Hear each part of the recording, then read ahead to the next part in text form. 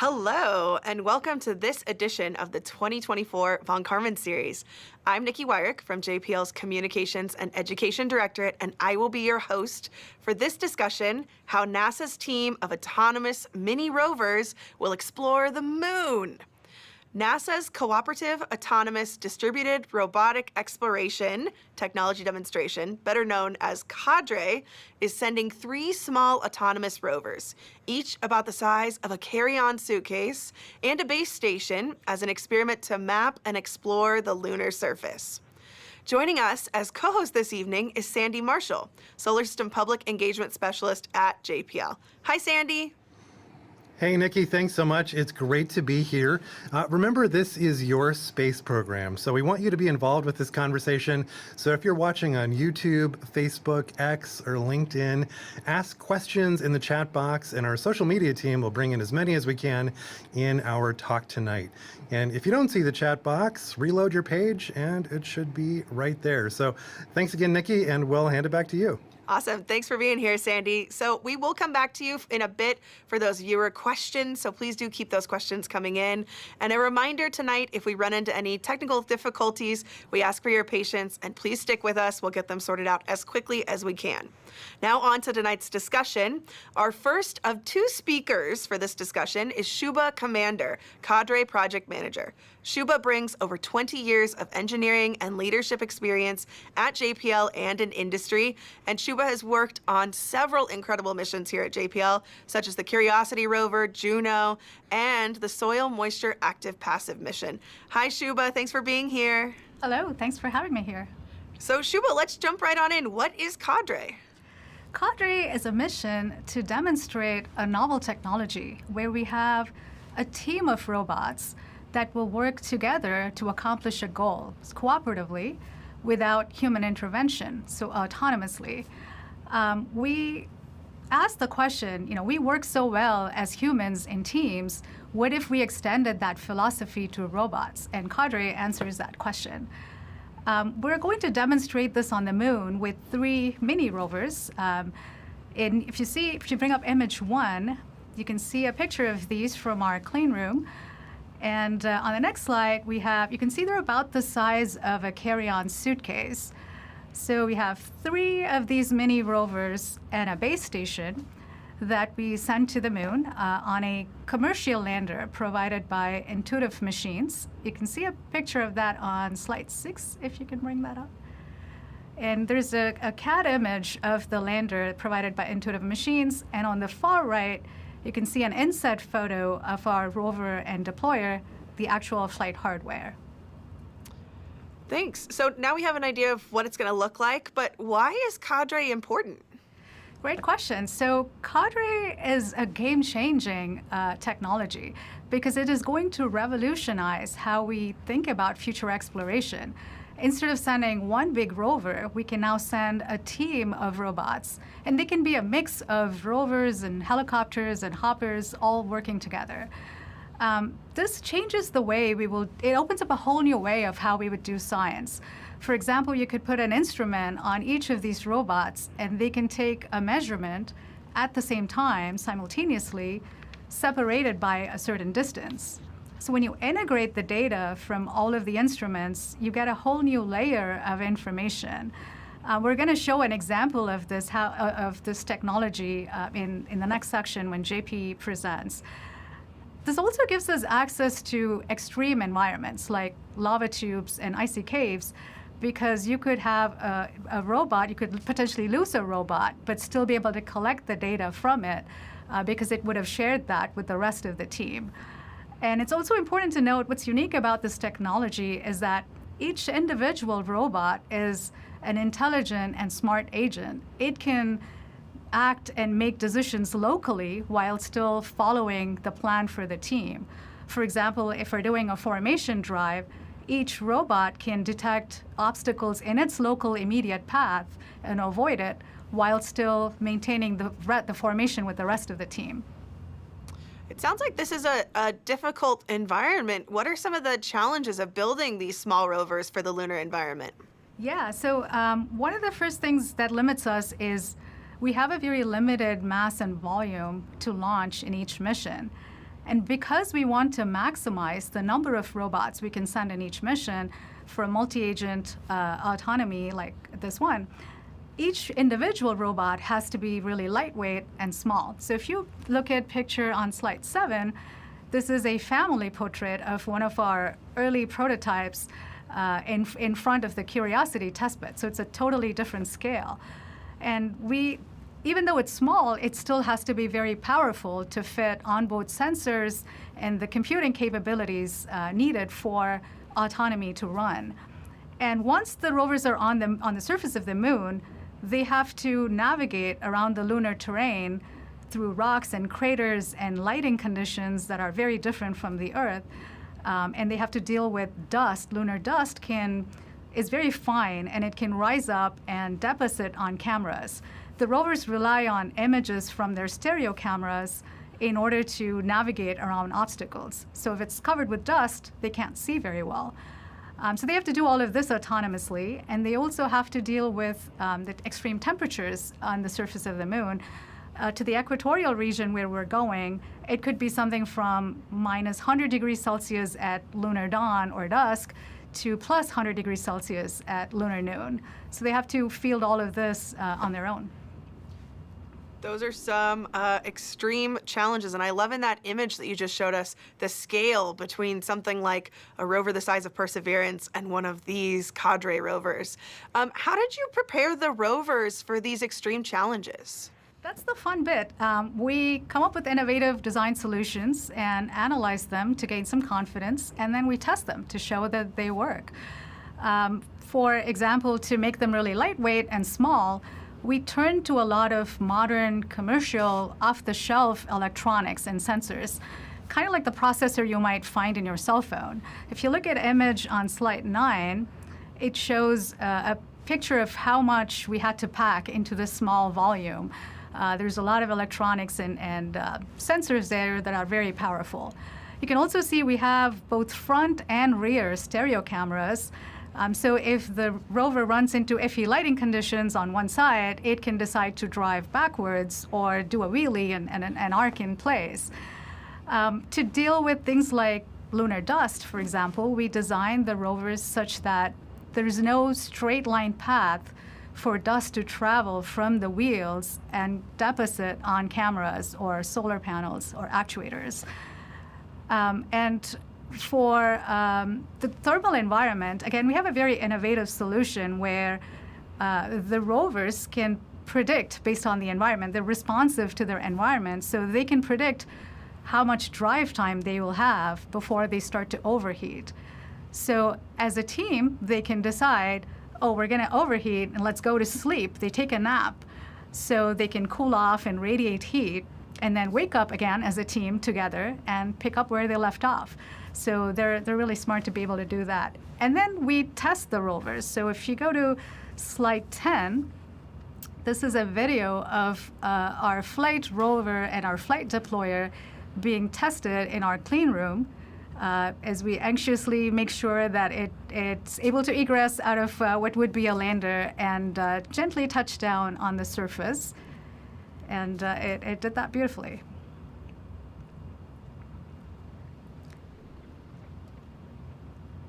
So this showed that we would be able to successfully descend from the lander, egress off of it, and move away from the lander on the surface of the moon.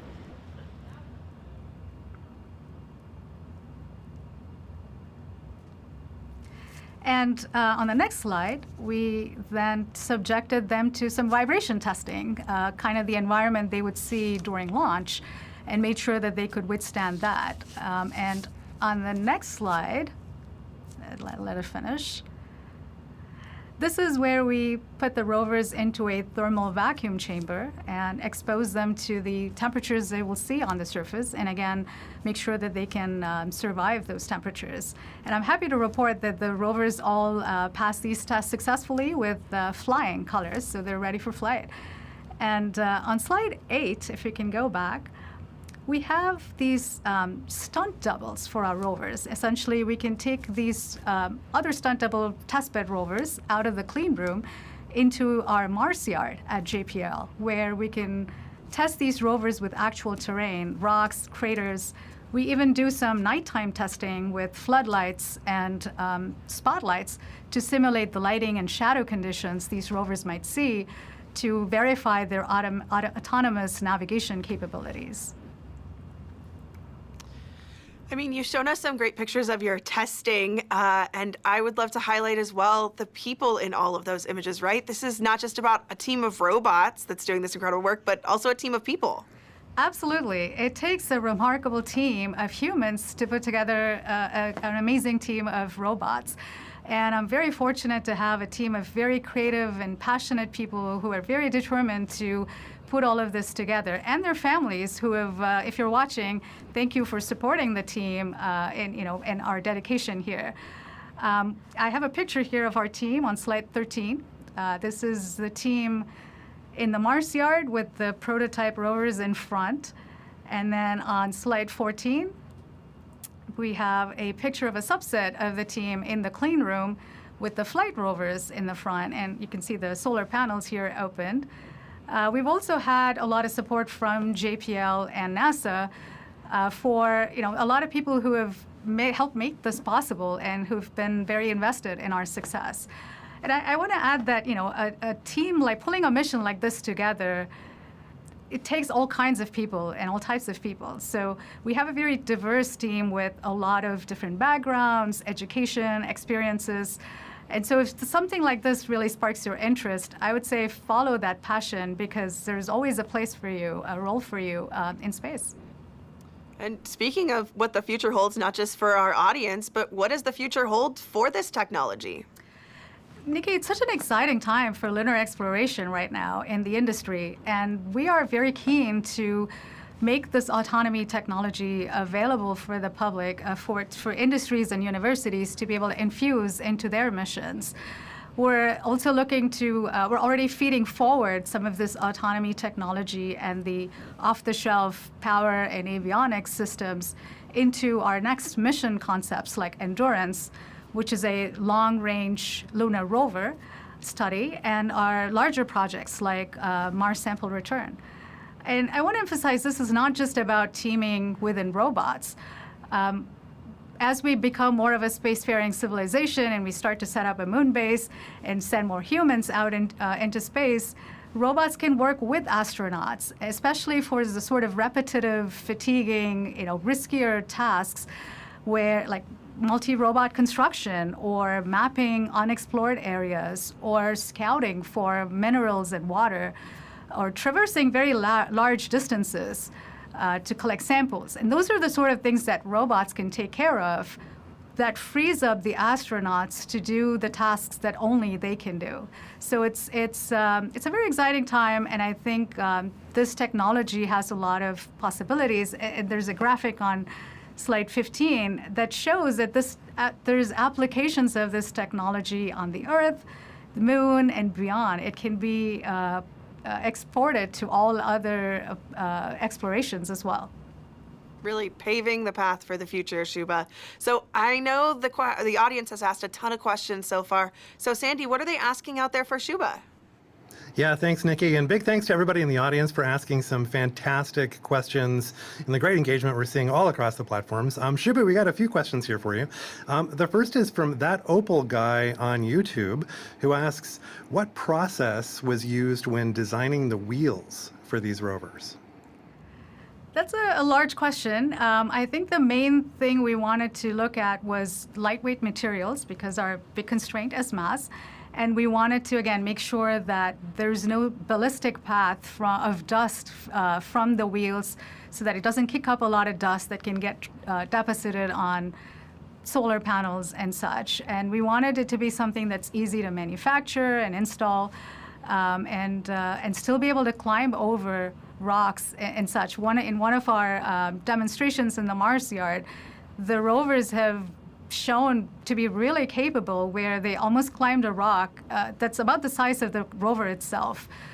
So those are the sort of factors that go in. Thanks so much, Shubha. That's excellent. The next one's about exploration. And Inga on Facebook is wondering, can these be used to explore moon caves or lava tubes? Absolutely. I think this gives us extra access to these sort of extreme environments because as a team, these robots are collecting data and sharing the data amongst themselves. So even if we lose a robot, the team can plan around that. And the rover that we lost would have already shared its data with the rest of the team, so we would still be able to get that.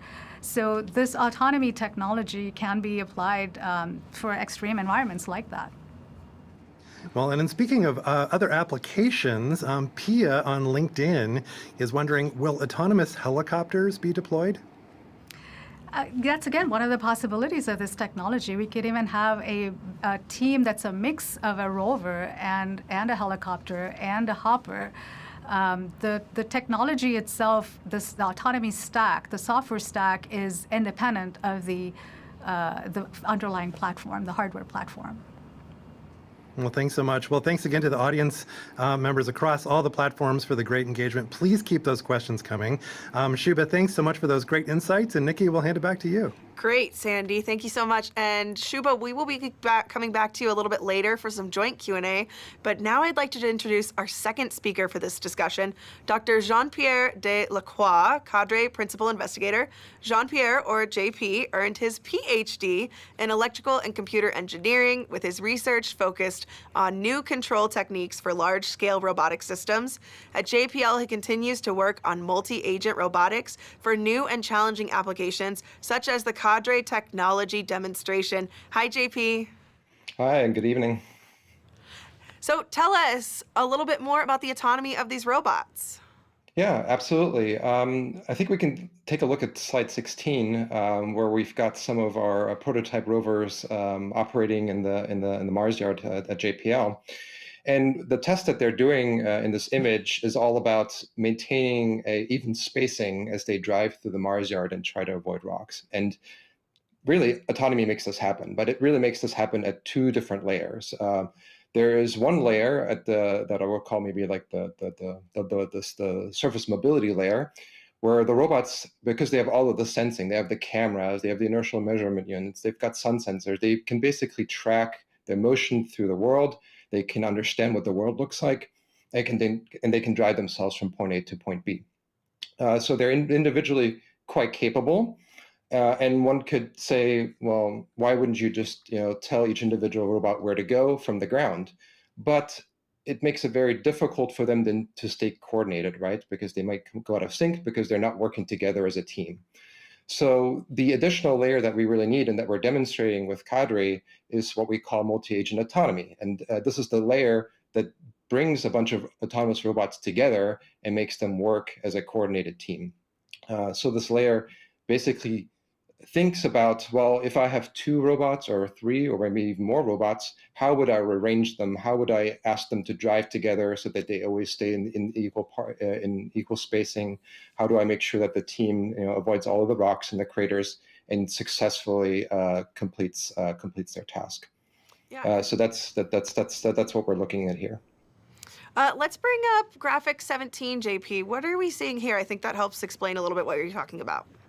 Yeah, absolutely. And there's an interesting thing that the team does, which is actually called leader election. So rather than the robots arguing about, how do we get this task done, what they make an initial decision to say, okay, this robot is going to be our team leader for this portion of the mission. And then the team leader basically asks all of the other robots, okay, give me all the information that you have about the lunar surface. Let's combine our knowledge and figure out what the lunar surface looks like. And then the leader plans for the team. And once the leader has planned for the team, it provides each one of the members of the team with a kind of a plan to follow along. And then they communicate with each other about how that plan is progressing. If anything happens that they didn't expect, they communicate with each other and they stop, and then they replan and they try again, and they kind of keep doing this until they're successful. I love that teamwork. So let's pull up graphic 18. I think that's another good example of this teamwork you're talking about. Yeah, and this specifically gives you an idea of how the robots, first of all, see the world, right? So they each see their own portion of the lunar surface, for example. And in this specific case, it's actually part of our clean room, which is why it's nice and rectangular. But you can see that rover 1, 2, and 3 each have kind of a piece of the map, right? But to do a better job of planning, what's the best thing to do is for them to each send that information to a leader, and then together they actually have a complete view of what the entire environment looks like, and they can do a much better job of planning their work in that space. Sounds like an incredible group of robots. So, what is a day in the life of CADRE? How does this team operate and sort of make those decisions? Yeah, we can look at slide 20 for that. Here's an interesting plot of basically what it would look like for the team to work together. This shows you basically at the top that really you can think of the activities that they do in really three parts. They tend to drive to achieve an objective because they're robots. They move around. They do something called downlink or just communication, right? They talk to each other. They have to exchange that information, as we saw, to understand the world, and also tell us, on the ground what they saw. We want to know what they're seeing. And then they also, interestingly, spend some time sleeping. And that's because we have a constraint or two constraints at play here. One is the state of the charge of the robot. So they have a battery and they have to recharge their batteries using solar power. So sometimes they have to go and sleep and recharge those batteries and energize again for the next round of activities. And also temperature matters. So every time that they move and think, they're basically heating up a little bit more, and there's a maximum temperature that they can tolerate. So again, going to sleep helps them kind of cool off and relax a little bit before they're asked to go and do some more work. These robots, they're not just changing the way we explore, right, JP, but they're also changing the way we can do all of the science? Yeah, absolutely. And we can maybe take a quick look at the video in 21. Just for a little bit of background, but I'll say that CADRE specifically is designed to just demonstrate multi-agent autonomy. So it is all about the autonomy, but we also wanted to show that it's not just autonomy for autonomy's sake, but that we are proving a technology that has the opportunity to kind of transform the way that we do science in new ways. And specifically in this example, what we're showing is something called a multi-static ground penetrating radar survey. So it's a radar that's pointed into the ground and allows the robots to work together to see what's in the ground. And if we look at image 24, then we can, for example, here see an example of what we do today. So today we have a single rover with a single ground penetrating radar. And again, CADRE is the idea of, well, what do you actually gain from having multiple ground penetrating radars that work together? What does them being coordinated gain you in terms of the science data that you're able to collect? So if we look at slide 25, again, in the case where we're today, we do something called single monostatic measurement. So we have the singular ground penetrating radar, and you can imagine a robot driving through the environment and just collecting data from this radar. And it would integrate this data measurement by measurement as it's driving along, because it's keeping track of where it's driving. And what you can do is you can get a two-dimensional slice of what the subsurface looks like. And this is really limited by the fact that our robots actually are not perfect at estimating where they are. So over time they kind of drift, and the measurement kind of loses on in its quality. So if we look at slide 26, though, with CADRE, if you use multiple ground penetrating radar, you first of all drive much shorter distances individually between the robots. So first of all, drift doesn't impact the robots as much, and it doesn't impact your measurement as much. And that's because each robot drives the shorter distance, and it's integrating for shorter amounts of a shorter amount of measurements effectively. But what's really key here is that when the robots are a certain distance apart from each other and they're sounding, they're also able to hear the radar signals from the other members on the team. And by integrating that additional piece of data, which you're unable to do with a single robot and a single ground penetrating radar, you're actually able to do a 3D reconstruction of what's in the subsurface. So it's giving us a completely new way to look at what's in the ground and not just on the surface of the moon. JP, how do you go about testing the capabilities of the rover's autonomy? Yeah, we do a lot of testing. If we look at slide 27, some of our testing happens on the flight hardware. So those are the actual robots that are going to the moon, and here we're testing it. And by the way, the tall person in the middle there is me in what we call like a bunny suit to keep the robots clean and safe. But you can see that this environment we're testing with the actual hardware that's going to go to the moon and the software that we've developed that's going to be making these robots autonomous on the moon.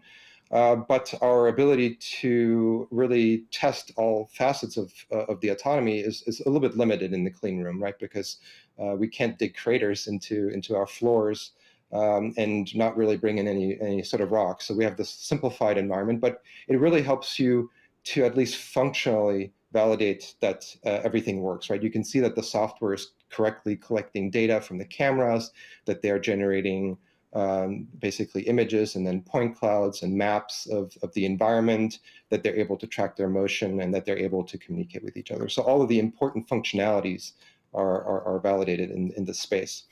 And then what we do is we take in slide 20, or sorry, well, before I jump to that, let's actually look at slide 28 because it's a video of the rovers driving in the clean room at JPL.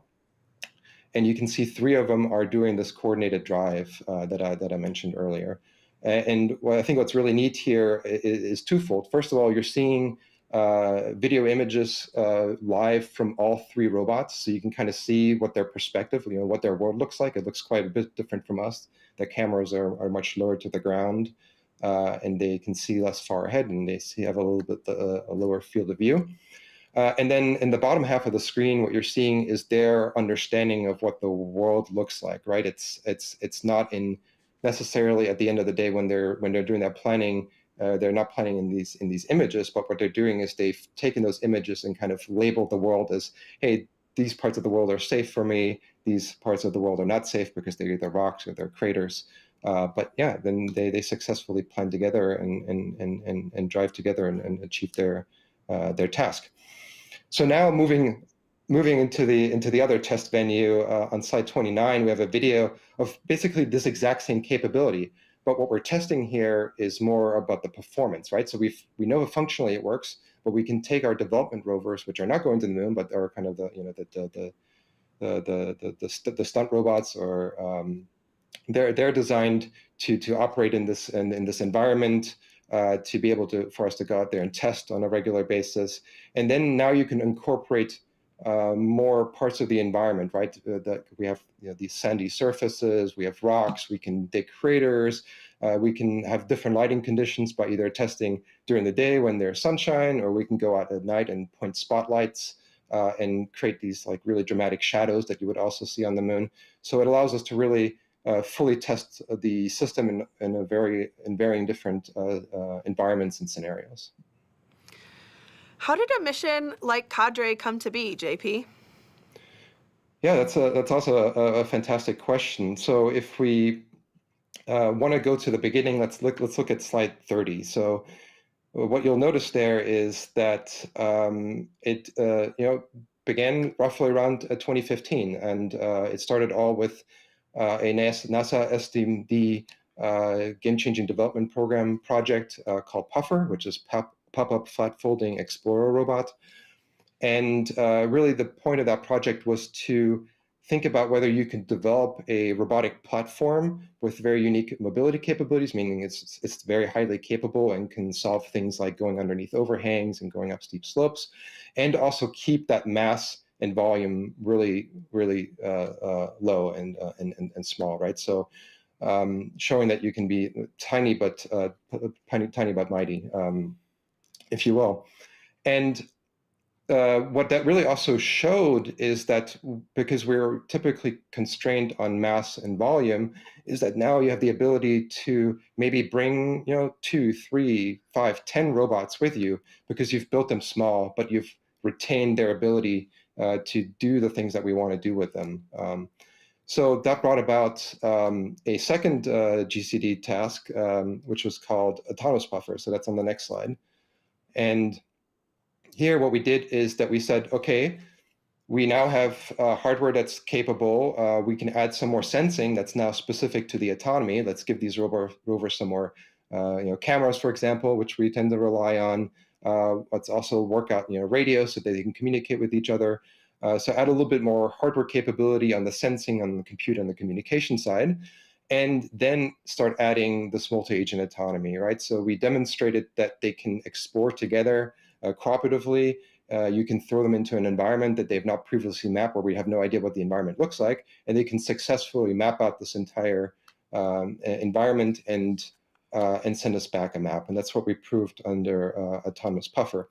And then this was still a what I would call like a research project, right? We were really figuring out how could this work. How could we make the hardware and the software and the autonomy all work together to build a system that can do this. So, well, once we've proved that, we were ready kind of for the next step. And then we had a third GCD project, which is CADRE. So that's on the next slide. And CADRE really is taking the technology that we've been developing for quite some time in both terms, the hardware, the software, and the autonomy, and really turning that into a flight system, right? So you're further stressing kind of all of the things that you have to think about when you're sending something into space. And then also what we did is we added the multi-static ground penetrating radar that we talked about earlier. This is all great information, but I know the audience has asked so many questions. So Sandy, what are they asking out there for JP?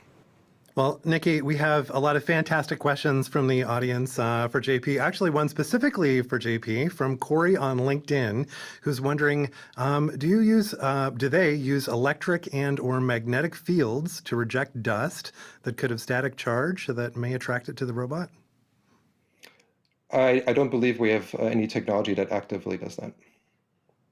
Okay, so excellent. Bob Fillmore on YouTube, we're moving over to YouTube now, is wondering, there isn't anything like GPS satellites at the moon yet, so how do the rovers navigate? Yeah, that's a fantastic question. Indeed, we don't have the luxury of GPS as we would have here on Earth. So the robots do this, again, in kind of two layers. So first of all, they rely on their own ability to track features in the environment through the cameras. We have front and rear facing cameras on the robot, so they track the features, and by measuring how those features move image to image, they're able to basically perceive their motion through the environment. And then they start layering out in other sensors. So we also have an inertial measurement unit. So an inertial measurement unit typically has a accelerometer, it has a gyroscope, and then it also has a compass. So the accelerometer and the gyroscope is additional information that we use to measure, the robots use to measure their own motion, and they kind of correlate that with the feature tracks in the image. The compass is interesting also because the compass we can use here on Earth, but not as much on the moon. So we instead use a sun sensor. So the robots are estimating the location of the sun, and because they can basically figure out where is the sun in the sky and what time of the day it is, they can back out what is their orientation on the moon. So those three things together allow them to track their motion. But then they also do something as a team. So in addition, each of the robots has something called a ultra-wideband ranging radio.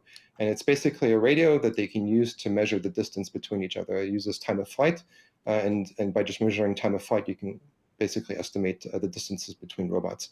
So it gives the robots an additional piece of information, knowing that, hey, I think I'm a robot and I think I'm here, and I have a buddy that's over on the other side that also thinks that they're in their spot. Let's also verify that using that inter-robot ranging measurement. And by doing that all together, they can basically help each other localized as well. So they work as a team to manage without GPS. Well, that's excellent. Thanks for going into that detail, by the way. There's a number of questions about information sharing between the rovers and how that works. So thank you so much for covering all those bases. Another question, this one is from X, and this is from Randy on X, who's asking, what will these rovers do that hasn't been done before? So it's for us, it's really about having a coordinated team of robots. Again, mostly we send single robots out on missions, but in this case, we're sending a team. And again, what we're trying to show is that you can use multiple robots to, first of all, explore the surface of another planetary body other than Earth. All right, so that's why we're going to the moon. And we're showing that they can work together and show us what the surface looks like in higher detail than we're able to even see from orbit. And then second of all, again, going back to the ground penetrating radar, is that they can do what we call a class of measurements called distributed measurements, right? We have instruments in different places, taking measurements at the same time and correlating that data to learn something that you just simply can't do if you were to have a single robot drive to all 3 of these points, but separated in time. So you're taking advantage of the fact that you've got 3 or more of them in the environment. That's excellent, JP. Thanks so much for helping to answer those fantastic questions. And we have so many and a little bit of time. So Shuba, we're going to bring you back in as well. And we got a couple of questions, a few actually, for both of you. So we'll kind of do a tag team. And if one of you would like to jump in as well, please feel free. Shuba, we'll start with you on this one. This is from FatMat426 on X, who's wondering, will the rovers be protected from dust accumulation? And also, how will they cope with the temperature variations? Yeah, so we have, for sensitive parts like actuators, we have filters and seals. The electronics inside are also conformally coated to prevent dust from getting in there. So they do have certain protection barriers from dust. In terms of the temperature, we're using a lot of commercial parts, off-the-shelf parts, so we find ways to radiate heat if necessary, or add heaters where we have to keep them warm enough. So we have a combination of heaters where needed and radiators. That's why our solar panels actually deploy, so that we're not covering the radiator. We're exposing as much of a radiator space as we can, so that they can radiate heat out and keep the rover cool enough. Well, thanks so much. And that's a great transition to our next question, actually. JP, this one's for you. This is from Thanos on YouTube, who's wondering, another question about solar power, actually. It's a good transition. Is solar power easier on the moon than it is on Earth? Well, that's a great question. I don't think I've really thought about that deeply or done the analysis to say so. I mean, I will say that because we're going to the equatorial region, we have the ability that throughout the day, we'll have the sun practically overhead. It won't be kind of low on the horizon all the time, and that makes it easier for our solar panels, which are facing upward, to collect solar power throughout the mission. And then the only other thing I can really think of is that we don't have clouds on the moon to worry about. So what we do know is that we've done the modeling to know that the robots have the ability to kind of sustain themselves off of the solar panel. And I think also earlier talked about the autonomy itself is reasoning about the state of charge and making sure that the robots don't go longer than they have charge for, so that they always kind of end their work early enough to go and sleep and take enough time to recover enough energy for the next work session. That's excellent. Thank you so much. Okay, Shuba, we're going to move to you. We've had a couple questions about solar power. We're going to move to software. So we have a number of questions about the software on the project. If you could share, this is from Payman on LinkedIn, who's wondering if you could please share with us what software package you use for the mission simulation. We have a in-house JPL simulation tool called DARTS, which actually uses images from LRO, the Lunar Reconnaissance Orbiter, as well. And so that's one of the tools that we use for simulation. I don't know, JP, do you have anything else to add? No, that's correct. I would also say that in our earlier prototyping phase, when we needed some simpler simulation, we used Gazebo and ROS, which is the robotic operating system. So those are both open source tools that you can get access to. So we used that earlier in our development, in addition to Darts. Thank you so much. So Darts, Gazebo, and what was the third one? Oh, Gazebo is usually part of the ROS, which is the robotic operating system. So those two things go together. Yeah. Excellent. Okay, wonderful. So the next question, JP, we'll stick with you on this one. This is from Terry on LinkedIn, who's wondering, what's the expected duration of the mission and what area is going to be covered by this team of autonomous rovers? Yeah, we're expecting to operate for a single lunar day. And the kind of the operational area that we have for this technology demonstration is within 100 meters radius of the lander. So we're going to have the robot stay within that area. And then each one of the experiments that we're doing, in both in terms of the exploration and the distributed measurement, they can range anywhere from 5 meters squared or 5 meters of driving all the way up to 20. So those are roughly the kind of the envelope of our experiments that we'll be doing with the robots. That's excellent. Thank you. Shuba, this next one is for you.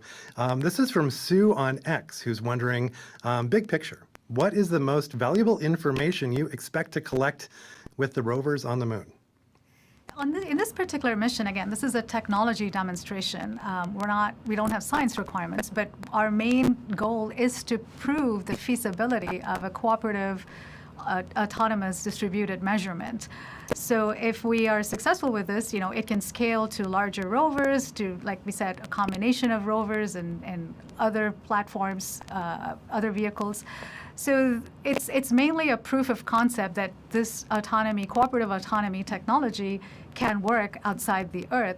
And as part of that, we also have this ground penetrating radar demonstration, and being able to show that we can map 3D subsurface maps. It would be a great proof of concept.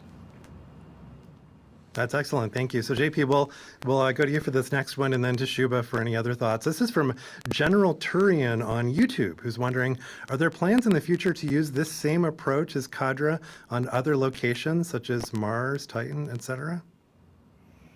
Yeah, absolutely. I think, again, our hope with this technology demonstration is really that it's going to spawn follow-on missions that will take advantage of the technology, right?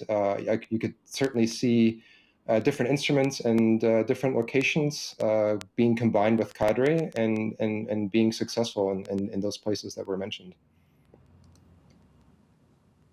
Thanks. And Shuba, we'll hand it to you for any other thoughts on plans for the future to use the same approach as CADRE on any other locations. Yeah, absolutely. Once we show this on the moon, I think it's really a precursor to being able to show this anywhere else in the solar system, including around Earth.